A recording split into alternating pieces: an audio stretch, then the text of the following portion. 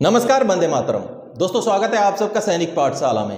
20 मार्च 2023 को माननीय supreme court ने ओआरओपी के एरियर के ऊपर अपना फैसला सुना दिया था, जिसकी मोटी मोटी बातें आपको पता चल गई हैं। लेकिन दोस्तों, माननीय सुप्रीम कोर्ट का लिखित ऑर्डर का कॉपी अभी तक जारी नहीं किया गया था, जिसको आज सुप्रीम कोर्ट के वेबसाइट में जारी कर दिया गया है, जिसका कॉपी मेरे पास भी मौजूद है। तो उस ऑर्डर के अंदर क्या ऐसी मुख्य बातें जो आप सबको जाननी जरूरी हैं, उन बातों को लेकर के इस वीडियो में आया हूं। दोस्तों, सरकार ने जो सील बंद लिफाफा माननीय कोर्ट में सबमिट किया था, जिसको माननीय कोर्ट ने यह कहते हुए, कटाक्ष करते हुए मना कर दिया था लेने से कि हम सील बंद लिफाफे के कल्चर को खत्म करना चाहते हैं, उस लिफाफे के अंदर क्या बातें ऐसी छुपी हुई थी, क्या ऐसी बातें बताई गई थी, उसको भी इस वीडियो में बताऊंगा। दोस्तों, माननीय कोर्ट ने कहीं ना कहीं सरकार की दलीलों को माना है और अपना राय, अपना ऑर्डर दिया है। तो दोस्तों, जो ऑर्डर का कॉपी है वो लगभग 8 पेज का है, तो लंबा चौड़ा ऑर्डर है, लेकिन उतनी सारी बातों को ना करते हुए उनको बिल्कुल शॉर्ट फॉर्म में जो मूल बातें जो आपको पता चलनी जरूरी है, उनको लेकर के इस वीडियो में आया हूं, जिनको मैंने पॉइंट वाइज यहां पर नोट करके रखा हो। तो जल्दी से हम उन बातों को जान लेते हैं। दोस्तों, चलिए आगे बढ़ते हैं। जैसे कि सबसे पहले मैंने हेडिंग दे रखा है, ऑनरेबल सुप्रीम कोर्ट के 20 मार्च का लिखित आदेश आ गया है। दोस्तों, सरकार की जो दलील थी, जो सील बंद लिफाफे में जो बातें थी, उन बातों को मैं थोड़ा सा आपको यहां बता देता हूं, जो पॉइंट वाइज उस ऑर्डर के कॉपी में लिखा गया है। दोस्तों, सबसे पहला जो पॉइंट है, रेवेन्यू से ज्यादा खर्चा हो रहा है। सरकार का कहना है उपार्जन धीमा है, यानी कि जो इनकम हो रहा है बहुत स्लो है, और साथ ही साथ जो सैलरी है, रेगुलर पेंशन है, डेवलपमेंट के काम है, वेलफेयर टू नीडी, यानी कि जो जरूरतमंद लोग हैं उनका वेलफेयर के लिए, गरीबों के वेलफेयर के लिए, खाद्य और जो फर्टिलाइजर यानी कि खाद की सब्सिडी में जो है वहां पर पैसा सरकार का खर्चा हो रहा है, ऐसा सरकार ने बोला है। और साथ ही साथ दूसरे पॉइंट में बोला है दोस्तों, ऑलरेडी इंस्टॉलमेंट के हिसाब से मार्केट से उधार ले लिया है। सरकार ने इंस्टॉलमेंट के हिसाब से पेमेंट करने के लिए ओआरओपी के लिए मार्केट से पैसा उधार ले चुकी है सरकार, ऐसा सरकार का कहना है।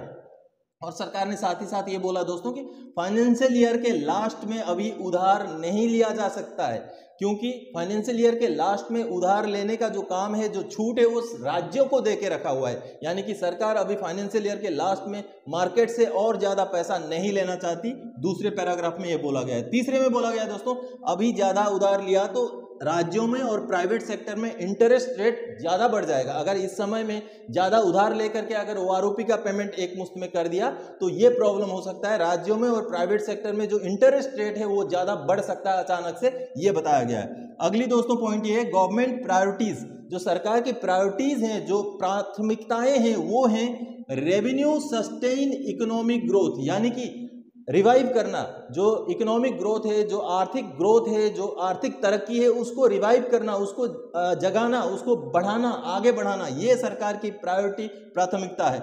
और साथ ही साथ रिड्यूस इन्फ्लेशन, यानी कि जो मुद्रास्फीति है उसको कम करना है, पूर नीडी को हेल्प करना और उत्थान करना, यानी कि जो गरीब वर्ग है, जिनको जरूरतमंद जो लोग हैं, उनका उत्थान करना, उनको सहायता करना सरकार की प्राथमिकता है।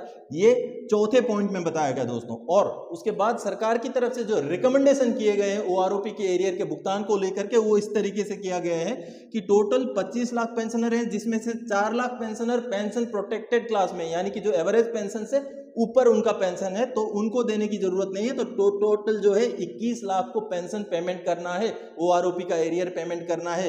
तो उनमें से जो 6 लाख हैं फैमिली पेंशनर और गैलेंट्री अवार्ड विनर्स हैं, उनको 31 मार्च तक सरकार जो है पेमेंट कर देना चाहती है। लेकिन क्योंकि अभी अलग अलग एजेंसी से पेमेंट होना है, स्पर्श से होना है, डीपीडीओ से होना है, सीपीपीसी से होना है, तो उसमें कहीं गड़बड़ी ना हो जाए, एक्यूरेसी का ध्यान रखने के लिए सरकार 30 अप्रैल 2023 तक उसका भुगतान कर देगी, ऐसा सरकार की तरफ से रिकमेंडेशन दिया। दूसरा रिकमेंडेशन सरकार की तरफ से यह था दोस्तों कि 6 लाख 70 साल से ऊपर उम्र वाले जो पेंशनर हैं, उनको उसी वजह से जो प्लूरल, यानी कि स्पर्श से भी होना है, उनका सीपीपीसी से होना, डीपीडीओ से होना, तो इस वजह से उनके लिए सरकार ने 31 जुलाई तक का समय मांगा था।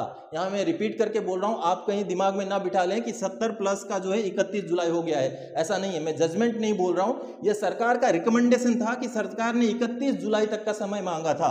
और तीसरा जो रिकमेंडेशन सरकार का था, जो बैलेंस बचे हुए 10 से 11 लाख जो पेंशनर्स हैं, उनको फर्स्ट इंस्टॉलमेंट पेमेंट हो चुका है या पेमेंट होने का काम चल रहा है, जो आगे जल्दी खत्म हो जाएगा, लेकिन second, third, fourth instalment payment के लिए 2 साल का समय माननीय सुप्रीम कोर्ट सरकार को दे, ऐसा सरकार ने समय मांगा था सुप्रीम कोर्ट से। लेकिन माननीय कोर्ट ने सारी बातों को सुना, तो सभी बातों को सुन करके सभी सरकारों की दलील भी सुनी, उसके बाद जो जजमेंट माननीय कोर्ट का आया, जो आपको लगभग पता है दोस्तों, उसमें से पहला जजमेंट यह था कि फैमिली पेंशनर और गैलेंट्री अवार्ड विनर्स के लिए 30 अप्रैल तक जो है वन गो यानी कि इकट्ठा पेंशन का एरियर का भुगतान कर दीजिए। दूसरा जजमेंट ये था दोस्तों कि 70+ ईयर यानी कि 70 साल से ऊपर उम्र वाले जो पेंशनर हैं उनको 30 जून तक भुगतान कर दीजिए। यहाँ पर इसमें आप कंफ्यूज मत होइएगा, सरकार का रिकमेंडेशन 31 जुलाई तक था, लेकिन माननीय कोर्ट ने 30 जून तक का समय दिया। 70+ यानी कि 70 साल से ऊपर उम्र वालों को 30 जून तक भुगतान कर दीजिए। और तीसरा जो पॉइंट है, रिमेनिंग जितने बचे हुए हैं उनको पहला इंस्टॉलमेंट चूंकि अब मिल रहा है या मिल के खत्म हो जाएगा, तो दूसरा, तीसरा, चौथा अगस्त, नवंबर और फरवरी 2024 के अंदर भुगतान कर दीजिए। ये माननीय कोर्ट का ऑर्डर था। और दोस्तों माननीय कोर्ट ने यह भी स्पेसिफाई किया है कि no effect on next equalisation, यानी कि OROP 3 जो आना है 2024 में, उसमें इसका असर कुछ भी नहीं होना चाहिए। कहीं आप ये सोचो कि अभी पैसे भुगतान अभी खत्म किए तो अगला 24 का हम डिले करेंगे, ऐसा नहीं होना चाहिए। ये माननीय कोर्ट ने स्पष्ट रूप से बता दिया है दोस्तों। उसमें सबसे बड़ी बात और एक है, जो हम इंटरेस्ट का जो इंतजार कर रहे थे कि 9% के हिसाब से हमें इंटरेस्ट मिल जाए, जो माननीय कोर्ट के अंदर जो है वकील साहब ने भी मुद्दा उठाया था, लेकिन कहीं भी उस आदेश के कॉपी के अंदर कहीं भी 9% इंटरेस्ट या इंटरेस्ट का जिक्र ही नहीं है। इसका मतलब हमें इंटरेस्ट नहीं मिलने जा रहा है दोस्तों। तो दोस्तों माननीय कोर्ट का जो लिखित ऑर्डर आया था, उसी ऑर्डर के मूल बातों को मैंने यहाँ आपको समझाया। अब ऑर्डर का कॉपी दिखा लेता हूँ, चलिए जल्दी से। 8 पेज का ऑर्डर का कॉपी है, जल्दी से आप देख लीजिएगा। आपको डिटेल्स में पढ़ना है तो उसको पढ़ सकते हैं। दोस्तों माननीय सुप्रीम कोर्ट का ये जो ऑर्डर है आप देख पा रहे हैं, देखिए सुप्रीम कोर्ट ऑफ इंडिया, जो कि 219 नंबर केस पर है 2023 का, जो कि वही केस है OROP के एरियर के भुगतान को लेकर के, जो इंडियन एक्स सर्विसमैन मूवमेंट और यूनियन ऑफ इंडिया के बीच में केस था। तो देखिए दोस्तों आगे हम बढ़ते हैं, तो इसमें 16 मार्च 2022 का ऑर्डर का भी जिक्र है, 9 जनवरी 2023 का ऑर्डर का भी जिक्र है। और उसमें जो हमारे ex serviceman, Indian ex serviceman movement के जो वकील साहब हैं, उन्होंने जो दलीलें दी थी, जो बातें रखी थी, वो भी यहाँ मौजूद हैं। और उन्होंने जो 667 नंबर सर्कुलर जो PCDA ने जारी कर दिया था, उसका भी जिक्र यहाँ किया है, उसकी भी बातें यहाँ पर रखी गई हैं। दोस्तों आगे बढ़ते हैं। आगे जो सुनवाई हुई, वहाँ कई बातें निकल के आई, उनके बारे में यहाँ जिक्र किया गया। उसके बाद जो सरकार की सीलबंद लिफाफे के अंदर जो बातें थी, जो सरकार ने अपनी दलीलें दी थी, वो सारी बातें इसमें मौजूद हैं दोस्तों, इन पैराग्राफ्स में, जिनको मैंने आपको वीडियो में बारीकी से बता दिया है। तो इन पैराग्राफ में वही बातें मौजूद हैं जो सरकार ने अपनी तरफ से अपने पक्ष में रखी थी। आगे फिर माननीय कोर्ट ने उन बातों के ऊपर फिर से बहस हुआ।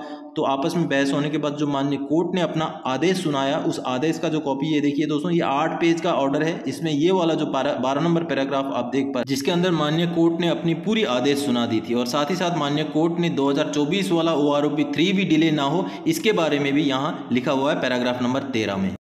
तो दोस्तों आप सब ने अभी ऑर्डर का कॉपी देखा, अब उसी ऑर्डर के कॉपी की मूल बातों को मैंने यहाँ आपको समझा दिया। तो इसी जानकारी के साथ इस वीडियो में आया था। आगे और कोई जानकारीदायक आपसे सरोकार रखने वाला विषय लेके मैं फिर से हाजिर हो जाऊंगा। तब तक के लिए जय हिंद दोस्तों।